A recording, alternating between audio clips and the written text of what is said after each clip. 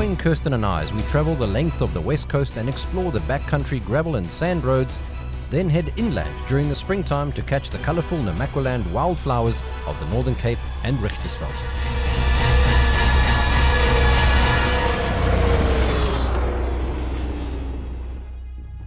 The rugged west coast of South Africa is raw and unyielding.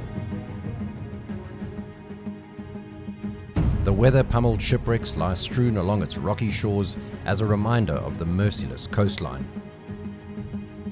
The fauna and flora have adapted to its relentless winds and battering ocean tides. The west coast has a unique beauty.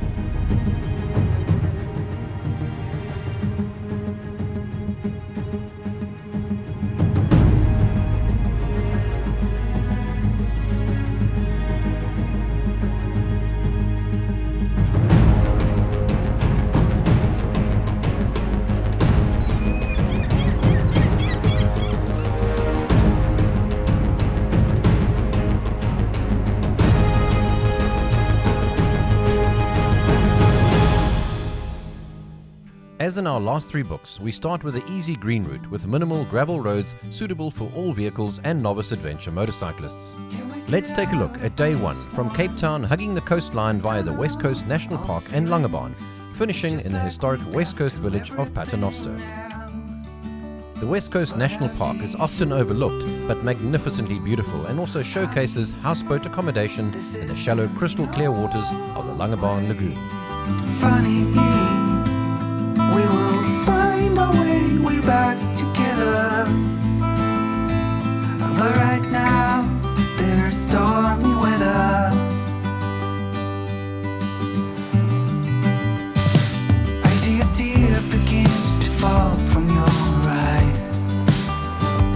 It is the truth that you'll be leaving tonight. 160 kilometers outside of Cape Town lies the historic fishing village of Paternoster, renowned for its quaint West Coast architecture and pristine coastline.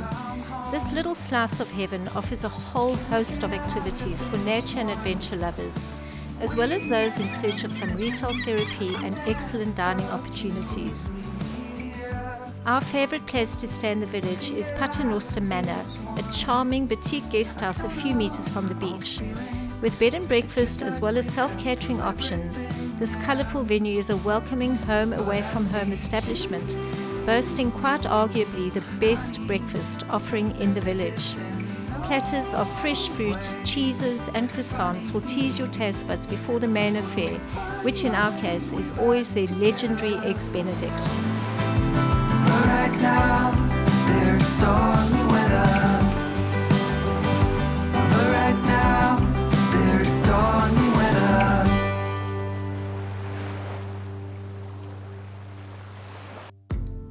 We'd be hard-pressed to name our favourite eatery. However, Fugard restaurant deserves a special mention.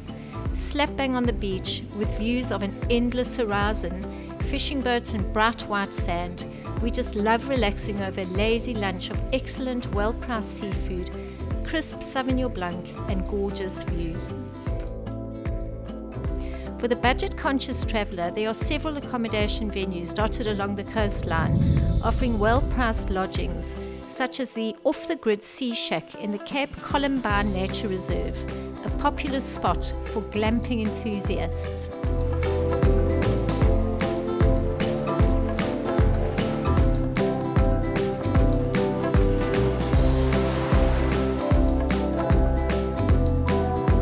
A further 5 kilometers down the road, also within the reserve, is the harsh rocky shoreline of Richtersveld, where camping lovers can while away their time hiking, fishing and taking in captivating sunsets and ocean activity.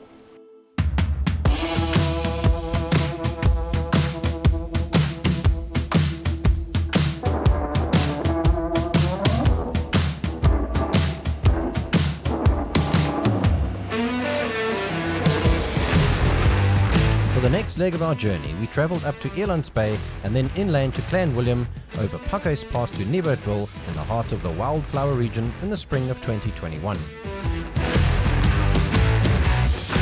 It's important to note that you need a residence permit to use the Spoornet toll roads between Elandsbay and Doringbay. It's not open to the public and is manned by security guards.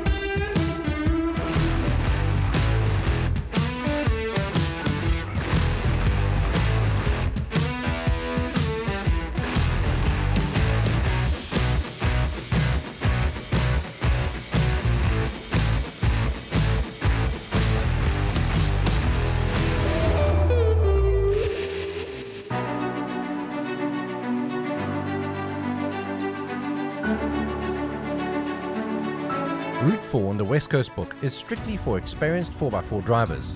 Starting in Vanrhynsdorp at the Namaqualand Lodge, one of the Flower region's most visited lodges and the premier Namaqualand flower tour operator. The route then travels towards the coast, joining the southernmost start of the West Coast 4x4 route, and eventually at Richtersveld, joining the Caracal 4x4 eco route to Hondeklipbaai. It is not recommended that motorcyclists attempt to ride these routes, as the long sections of very thick, soft sand will be extremely hazardous and there is no immediate medical help.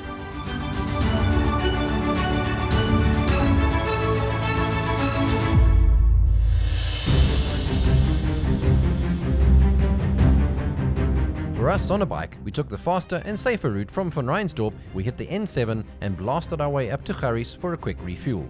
Then, 10 kilometers after Augrabies, we took the road to Hondeklipbaai. The first 20 kilometers is tarred road, and then a good gravel road to Hondeklipbaai to our overnight stop at Hondeklipbaai chalets.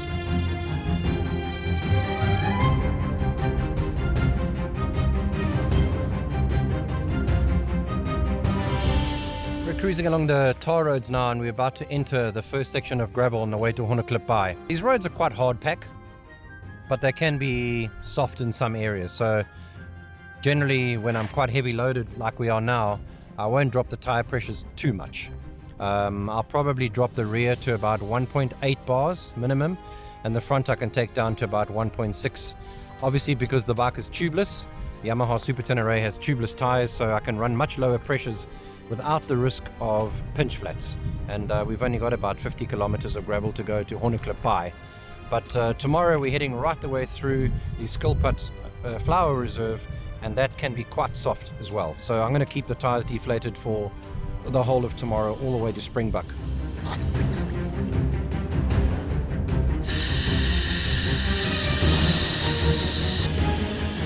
Because we've been doing a lot of tar, I've had the back tire pumped up at 3 bar. But with the heavy weight of a passenger and all our luggage and all the camera equipment, I don't want to drop it below about 1.8. Right. That should be a bit better.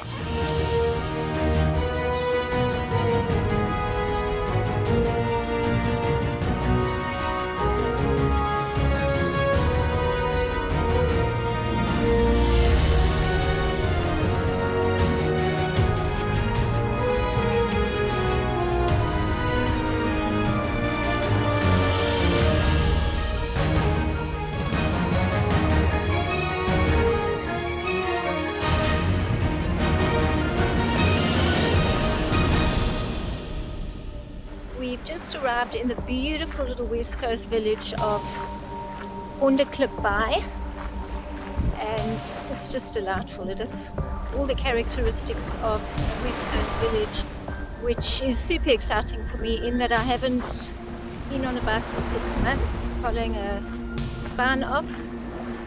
So it's so lovely to be in the saddle again with Craig. We've stopped outside Sam's restaurant and we're going to have a bite to eat before we head off to our accommodation at Hondeklipbaai. Situated a short distance from the beachfront in Hondeklipbaai is the well-established self-catering and camping establishment of Hondeklipbaai. offering 7 comfortable, fully equipped units for small and large groups, as well as 6 well-maintained camping sites. Hondeklipbaai is the perfect spot to make your base while you explore the gorgeous west coast village of Hondeklipbaai. The only restaurant open this evening is the Roy Spinnekop, which is this delightful little place. I'm going to move around a bit so you can get an idea of the very vibrant colors and interesting decor, sort of corrugated iron walls, brightly painted in green and purple and orange. Primarily a seafood restaurant. I read the reviews on Google about this place before we decided to come here. Well, we actually had no choice but to come here unless we had decided to self-cater, and the reviews are really, really great.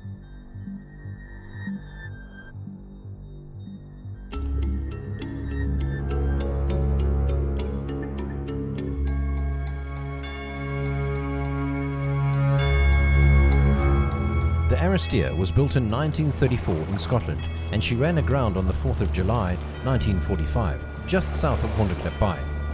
The Aristeer was a fishing trawler for I&J until it was called into duty in World War II as a minesweeper. She met her unfortunate end on the rocks outside Hondeklipbaai after her captain drunkenly neglected his duties. From a crew of 24, only 1 life was lost in this shipwreck. During a strong west coast storm, the Jaheel sought refuge in Port Nolloth, but she was refused safe port because there was not an anchor that could hold her. The desperate crew decided to drop anchor in Hondeklipbaai in 2003. The Jaheel was a diamond gravel boat and eventually ran aground in the middle of the bay due to strong winds.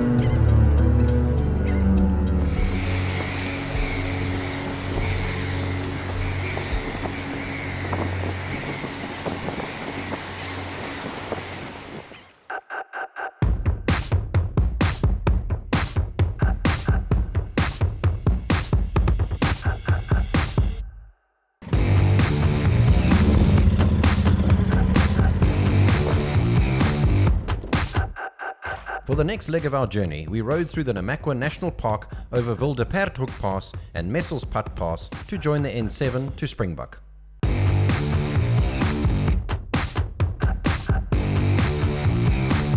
So that there, what you're seeing is what we call the dreaded sand holes or sand patches, sand traps, sand monsters. So basically what happens is the hard pack surface has broken right through and the soft sand has come up. So you get these undulations where you're riding along on a beautiful hard pack road and suddenly wham, it's all deep sand and it's soft and it's squirmy. Now the secret to riding these kinds of things safe on a motorcycle is to make sure that your tire pressures are relatively low. Now if you've got tube tires, it's always a problem lowering your tire pressures. Tubeless, you can go right down. At the moment I'm running the big heavy Super Tenere with a passenger and all our heavy camera equipment. I'm running the rear at about 1.3 bars and the front's down to 1 bar. And what that does is it allows the bike to float. It gives it a much broader tire tread and it gives us a much more stable ride. Heavy bikes can do sand, but the rider has to also be competent. Now you can see them coming up a long way away because generally they change color from the original road surface. Sometimes the road surface is a light grey and you'll see a sand hole might be red.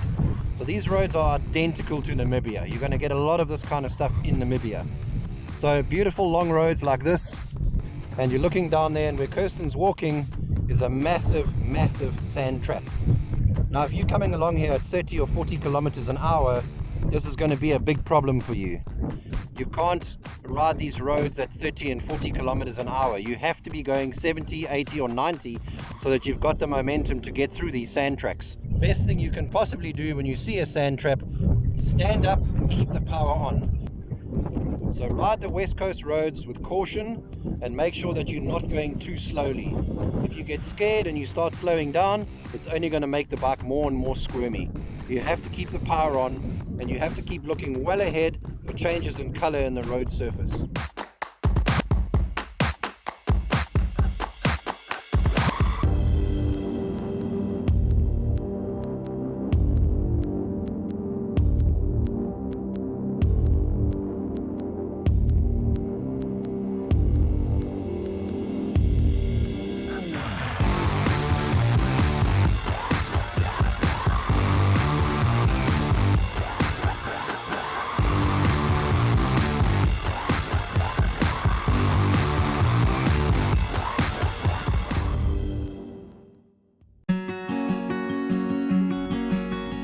Situated in Springbok in the Northern Cape, a popular stopover for those travelling between South Africa and Namibia, is the delightful Mountain View Guesthouse.